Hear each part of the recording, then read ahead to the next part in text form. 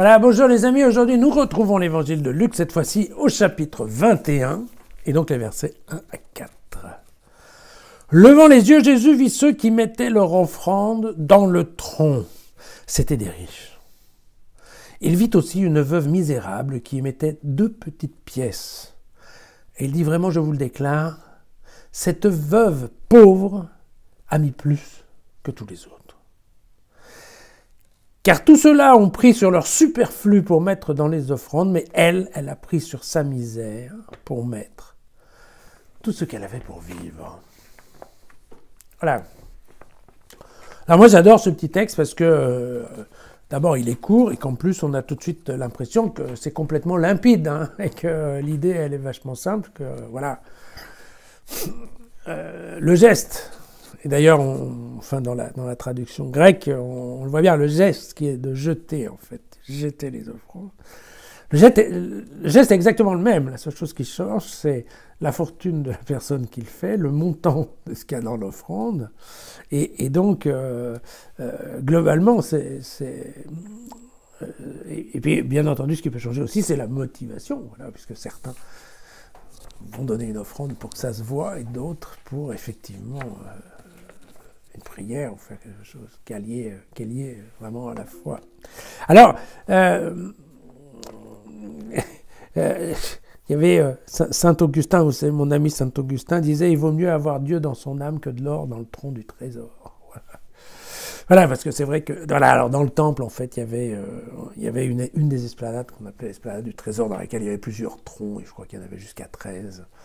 Et en fait, chacun pouvait choisir où il mettait l'argent, s'il mettait l'argent pour l'entretien de l'immeuble, ou pour la famille des prêtres, ou pour les sacrifices, enfin, vous voyez.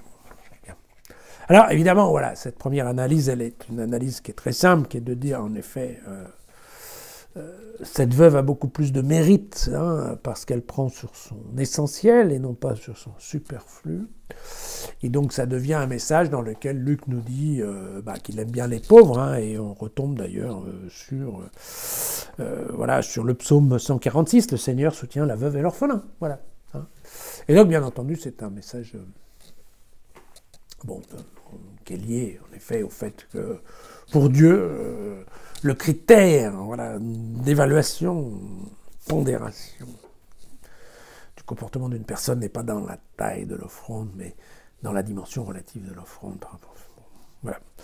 Et puis, il y a une deuxième approche. Alors, la deuxième approche, il faut juste revenir un petit peu en arrière. Or, comme on n'y était pas, alors... le faire, mais enfin, en effet, au chapitre 20, au verset 47, il y a une diatribe de Jésus sur les scribes, où il dit, attention, méfiez-vous des scribes, méfiez-vous des... Eux qui dévorent les biens des veuves. Et oui, et comme de par hasard, juste après, on se retrouve avec une veuve qui les biens de misérable, pauvre, misérable. L'idée, c'est quoi? L'idée, c'est qu'effectivement, c'était un des reproches que faisait Jésus, ou en tout cas que faisaient derrière volontiers Luc et Matthieu, était de dire, oui, mais le temple et le fonctionnement du temple a été fait, en fait, globalement, pour piquer le fric des fidèles. Et il y a, dans cette mafia des scribes, des prêtres, vous savez, hein, il y a quand même des gens qui sont en train de se remplir les poches, alors que d'autres sont en train de donner de l'argent dans un geste de foi. Et donc de critiquer ce truc-là, vous savez, c'est la fameuse... le fait que les prêtres soient complètement hypocrites, hein, la fameuse hypocrisie. Voilà, vous mettez en place des règles, qui fait que les gens, en fait, payent, et puis vous récupérez l'argent, et vous vivez, pas sur la même base. Et donc ça, c'était une critique qui était forte aussi à l'époque. Et donc vous voyez que là, ça peut être une autre vision, qui est de dire, vous voyez, les scribes, ils mettent complètement à genoux un certain nombre de veuves, qui, les pauvres, continuent de venir, et qui n'ont plus que 2 piécettes à mettre dans le tronc du temple. Voilà.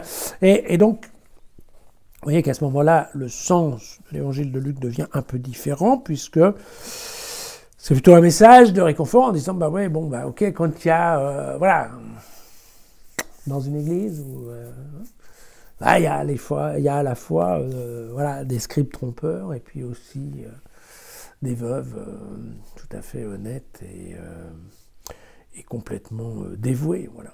Vous voyez, comme quoi, un tout petit texte, en fait, voilà. Chacun de faire le choix, hein, mais c'est vrai que normalement, quand on lit un morceau d'évangile, on est supposé lire ce qui vient avant. Voilà, à demain.